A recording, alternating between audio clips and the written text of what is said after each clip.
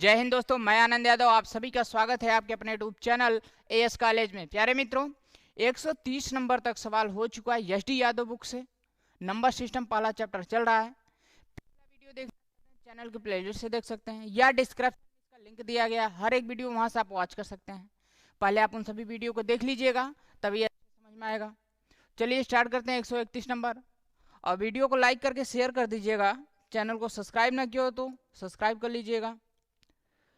131 number जो सवाल है, ये 74 को दो भागों में विभक्त किया गया है, यानी 74 को दो भागों में बांटा है ताकि एक भाग का 5 गुना और दूसरे भाग का 11 गुना दोनों मिलकर 454 के तुल्य हों, यानी 454 के बराबर है।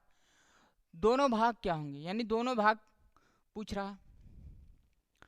इसमें कितने हैं? दो भाग हैं, ठीक है।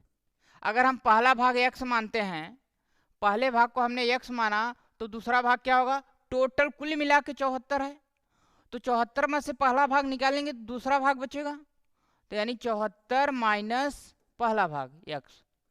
तो ये क्या हुआ? पहला ये दूसरा भाग हो गया। इसमें ये कहा गया है एक भाग का 5 गुना, यानी एक भाग ये है पहला, इसका 5 गुना कितना होगा? 5x हो जाएगा।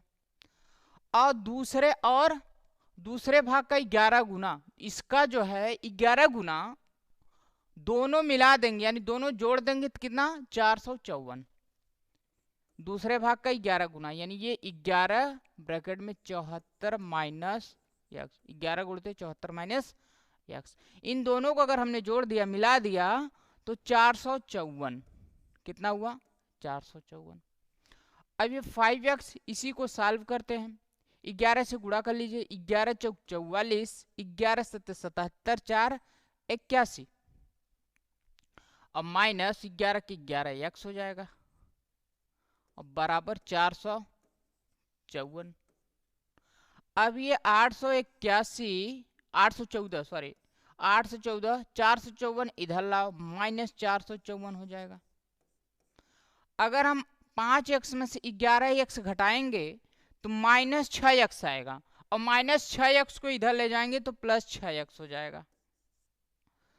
अब इसमें से घटा दीजिए, 4 में 4 0, यहाँ 1 है, 11 में 5 गए 6, यहाँ 7 बचेगा, 7 में 4 गए 360, ये 6x। 6 से काट देंगे, 6 छंग 36 0, यानी कितना आ गया? x का वैल्यू आपका आया 60। x का वैल्यू अगर 60 आया है, इसका वैल्यू अगर 60 है, तो इसका वैल्यू क्या हो जाएगा? तो ये 74, इसका वैल्यू होगा 74 माइनस x दरे पे 60 रख देंगे, 74 माइनस 60,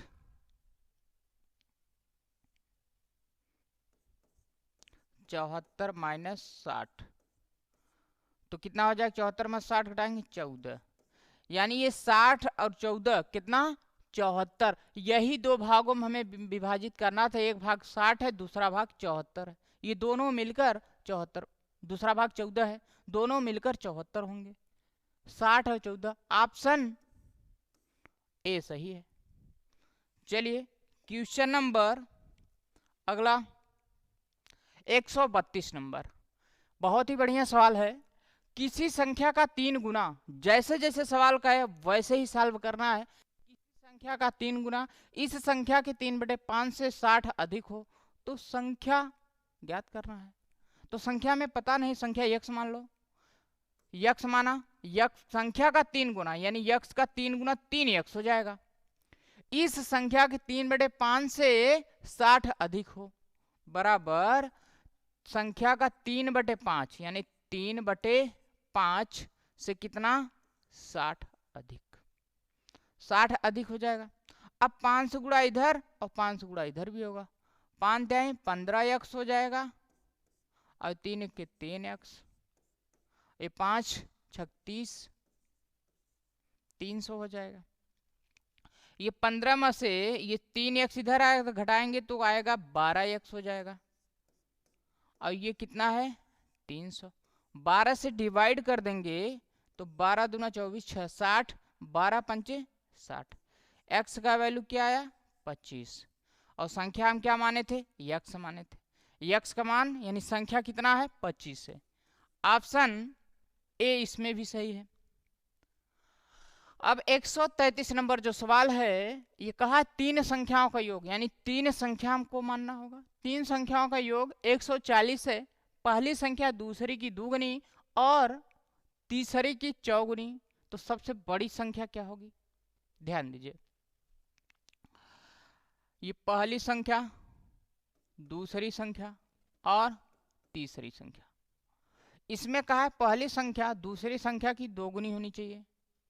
पहली जो संख्या होगी दूसरी की दोगुनी और तीसरी की चौगुनी, ये तीसरी जो होगी इसका 4 गुना होगा। लेकिन दूसरी या तीसरी कोई एक मानो, तीसरी मानते, तीसरी का 4 गुना का है तो तीसरी x मानेंगे तो ये 4x। और इसमें ये कहा है कि पहली संख्या दूसरी का 2 गुना, तो इसको हम 2x मानेंगे, तब तो इसका 2 गुना 4 होगा। अगर ये कहा गया है कि पहली संख्या दूसरी की दुगुनी, पहली संख्या दूसरी की 2 गुनी हो रही है, और तीसरी की 4 गुनी, तीसरी की 4 गुनी हो रही है। ठीक है, ये तीनों संख्या हो गई।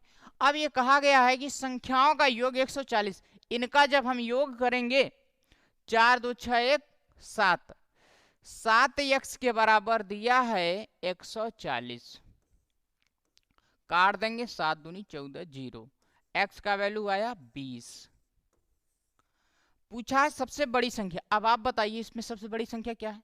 यही तो है ना, 4x सबसे बड़ा है। तो 4 गुणते x का मान यहाँ समय मिला 20, तो यहाँ 20 रखेंगे, 20 चौक 80 हो जाएगा। यही आपका आंसर होगा। है कोई ऑप्शन? ऑप्शन डी सही है। चलिए अब अगले क्वेश्चन की तरफ, 134 नंबर। हाँ, ये देखिए, एक कक्षा में लड़कों की संख्या लड़कियों की संख्या से 3 गुनी है। निम्नलिखित में से कौन सी संख्या कक्षा में कुल बच्चों की संख्या को निरूपित नहीं कर सकती है? पहले इसका बेसिक कंसेप्ट को समझो, उसके बाद ट्रिक बता देंगे। देखो, बॉयज हैं और गर्ल्स हैं, ठीक है। ये कहा गया कक्षा में लड़कों की संख्या लड़कियों की संख्या से 3 गुनी है। तो लड़कियों की संख्या x है, तो इसका 3x, x का 3 गुना, तो 3x। अब अगर हम कहें कि कौन सी संख्या कक्षा में कुल बच्चों की संख्या को निरूपित नहीं करती है, अगर जब हम मानेंगे, मान लीजिए ये पहला चेक करते हैं, ठीक है, 3 1 4, ये टोटल योग दिया है ऑप्शन में 3 और 1, ये कुल कक्षा में कुल बच्चों की संख्या को निरूपित नहीं, ये कुल बच्चों की संख्या, यानी इसमें बालक भी हैं बालिका भी हैं। 3 और 1 4, जोड़ देंगे बालक बालिका, 4x के बराबर 40। देखो 4 दहम्मा 40, x का वैल्यू 10 आया, तो हम इसको यहाँ x का मान रखेंगे 10, 10 यहाँ 30 और यहाँ 10, तो इसे तो निरूपित कर सकते हैं ना पहले ऑप्शन को। 10 30 और 10 40 हो जाएगा, ये 40 है। और ये देखिए इसका 3 गुना है, यानी ये 10 है, 10 यहाँ 30, 3 गुना है। अब यहाँ देखने की बात यह है कि जो संख्या यहाँ से कट जाएगी, इन दोनों के योग से जो संख्या कट जाएगा वो निरूपित किया जा सकता है, और जो संख्या कटेगा ही नहीं, दशमलव में आधा अधूरा बालक बालिका होंगे नहीं, तो वो निरूपित नहीं किया जाएगा। देखो बहुत ही सिंपल, अगर ये 3 गुना कहा गया है तो इसका 1, इसका 3, 3 1 4, 4 से चेक करो कौन सी संख्या कट रही है। जो कट जाएगी उसे निरूपित किया जा सकता है, और जो नहीं कटेगा उसे नहीं। देखो 4 से कट रहा है, ये भी कट रहा है, ये भी कट रहा है, ये नहीं कट रहा है, ये कट रहा है, ये कट रहा है। यही ऑप्शन आपका सही होगा, क्योंकि इसको आप बालक बालिका में निरूपित नहीं कर सकते हैं वहां से। क्या ऐसा? देखो ये 11 33 और 11 हम कर सकते हैं, 12 चौक 48, 12 चौक 48, एक तरफ हम 36 कर देंगे, एक तरफ 12 कर देंगे, तो 12 का 3 गुना 36 होगा, 11 का 3 गुना 33 हो जाएगा। लेकिन 42 को तो हम निरूपित नहीं कर सकते हैं, जैसे 10 यहाँ 30, 30 10 40। चलो अब अगला सवाल, एक कक्षा में लड़कियों की संख्या लड़कों की संख्या के 5 गुनी है ना, बॉयज गर्ल्स 5 गुना है, लड़कियों की संख्या लड़कों की संख्या की 5 गुना है। अगर लड़कों का 1 है तो लड़कियों का 5, 5 1 6, 5 गुना कहा है ना, तो पहले 1 होगा, 5 1 6, 6 से देखो कौन सी संख्या नहीं विभाजित होगा, यही नहीं होगा, बाकी ये भी सब कट जाएगा, तो ये नहीं कट रहा है, यही ऑप्शन आपका सही है। अब ये देखिए उसी टाइप से भी सवाल है, संख्या छात्रों की संख्या छात्राओं की संख्या की 3 गुनी है। 3 गुना मतलब 3 1 4। अगर किसी का 1 है तो अगला 3, 3 गुना 3 1 4। 4 से देखो कौन सा नहीं कट रहा है, ये 42 नहीं कटेगा, यही सही है। और ये भी वैसे ही सवाल है, 3 गुना का है, लड़कों की संख्या लड़कियों की संख्या 3 गुना 3 1 4। 4 से देखो कौन नहीं कटेगा, 42 नहीं कटेगा। अगला सवाल, 3 संख्या में पहली संख्या दूसरी संख्या की 2 गुनी है और तीसरी संख्या की 3 गुनी। तीनों संख्याओं का औसत 88 है। औसत 88 है तो छोटी संख्या क्या होगा, यही पूछा है। तो देखिए बहुत ही अच्छा सवाल। तीन संख्या है ना, पहला दूसरा और तीसरी संख्या, ठीक है। अब ये कहा है कि तीन संख्याओं में पहली संख्या दूसरी की दुगुनी है। पहली जो संख्या होगा, ये संख्या जो है पहली संख्या दूसरी की 2 गुनी, तीसरी संख्या की 3 गुनी, तीसरी संख्या का 3 गुना, दूसरी का 2 गुना भी होना चाहिए और तीसरी का 3 गुना भी होना चाहिए। जिसे हम तीसरी का इसको 2x, इसको 6x और इसको 3x मानेंगे। तो 3 दूनी 6 और 2 3 6, इसका 3 गुना है, इसका 2 गुना है, ठीक है। तीनों संख्या हमें मिल गई। अब कहा है तीनों संख्याओं का औसत। औसत का मतलब होता है कि संख्याओं का योग, योग बटे संख्या। कितनी संख्या है, 3 संख्या है, 3 से भाग करना है इनके योग में, औसत का मतलब होता है। तो योग कितना, 6 3 9 2 11। 11 x बटे कितनी संख्या, 3 है, 3 बराबर ये औसत आया। औसत दिया 88, तो यहाँ 88। अब जो है 88 11 से काट दीजिए, 11 अठे 88। अब x का वैल्यू 3 से गुणा कर दीजिए, 3 8 24, 8 3 24। x का मान 24 आया। तो सबसे छोटी संख्या पूछा है, तो सबसे छोटी संख्या इसमें कौन सी है, ये 6 3 है, ये 2 है, सबसे छोटी संख्या यही है। इसी का मान निकालना है।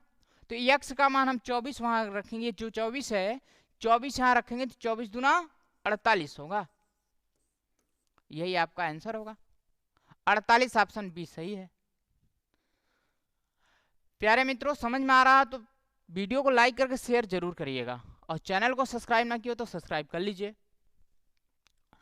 किसी संख्या में जब 26 का योग किया जाए तो अपने आप की 113% हो जाती है। तो संख्या क्या है, संख्या नहीं पता है तो संख्या मान लीजिए x, जब 26 का योग किया जाए, इसमें 26 अगर जोड़ दिया जाए तो क्या होगा, वह अपने आप की 113% हो जाएगी। यानी यक्स का यक्स गुणते 113, 13 परसेंटेज, परसेंटेज हटाएंगे तो बटे में 100 आ जाएगा।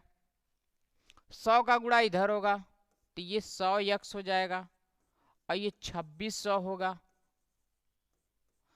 यक्स गुणा 113 यक्स हो जाएगा, ये 2600 रहेगा।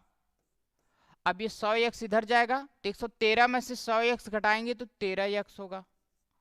13 से काट दीजिए, 13 दूना 26, 200। यानी यक्स का वैल्यू क्या आ गया, 200 आया। यक्स हमने संख्या माना था, 200 आया, 200, यही आपका ऑप्शन ए सही है। Question number 140। 140 नंबर में एक गैर शून्य संख्या और उसके व्युत्क्रम के 3 गुना का योग। व्युत्क्रम का मतलब होता है जैसे 2/3 है तो इसका उल्टा 3/2। लेकिन अगर हम यक्स मान रहे हैं तो इसका उल्टा क्या होगा, इसके नीचे 1 माना जाता है, 1/x हो जाएगा। देखो एक गैर शून्य संख्या हमने मान लिया यक्स, उसके व्युत्क्रम के 3 गुना, इसका व्युत्क्रम 1/x का कितना, 3 गुना का योग, यानी यहां प्लस कितना है, 13/2, 13/2। अब यक्स का गुणा इसमें यक्स स्क्वायर प्लस 3 और बटे में ये 3 के 3 यक्स गुणा इधर करके यहाँ यक्स होगा 13/2। 2 से गुणा इधर कर दो, 2x स्क्वायर और प्लस 6 यक्स गुणा इसमें 13x। अब ये 2x square minus 13x, 13x और प्लस 6 बराबर 0।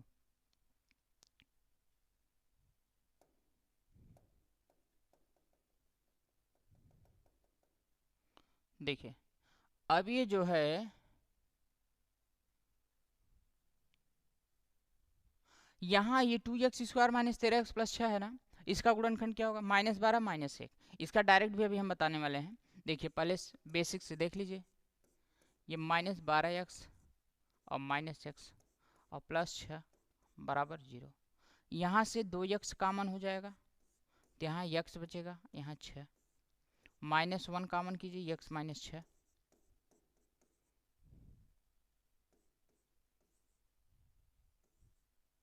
अब यहाँ x -6 कॉमन ले लो, x -6, ये 2x -1 बराबर 0। अब ये जो है x के बराबर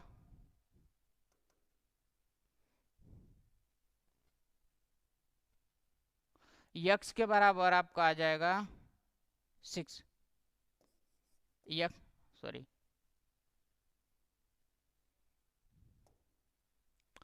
यहाँ जो है x के बराबर 6 आएगा और यही 6x का वैल्यू होगा, यहाँ ऑप्शन में मिल रहा है आपका।